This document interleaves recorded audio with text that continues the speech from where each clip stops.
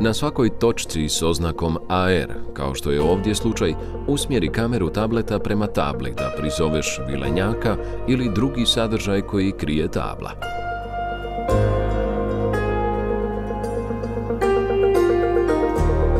Oko 1000 vrsta gljiva koje možemo vidjeti okom, a u svijetu čak više od 80.000. Gljive mogu biti vrlo sitne, tako da ih možemo vidjeti jedino mikroskopom, a mogu biti i velike.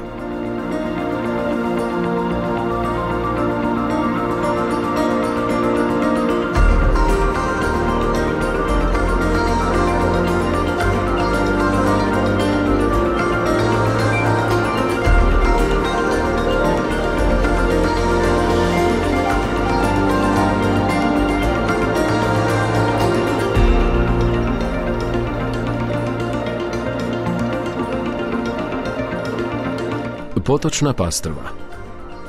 Potočna pastrva vrsta je iz porodica pastrvki koju nalazimo u raznim staništima, od malih potoka pa sve do rijeka i jezera.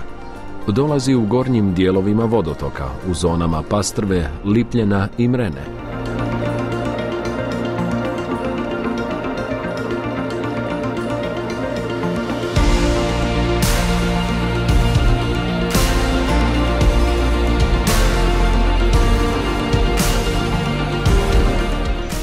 Tu vladaju teški životni uvjeti s velikim dnevnim i godišnjim promjenama temperature.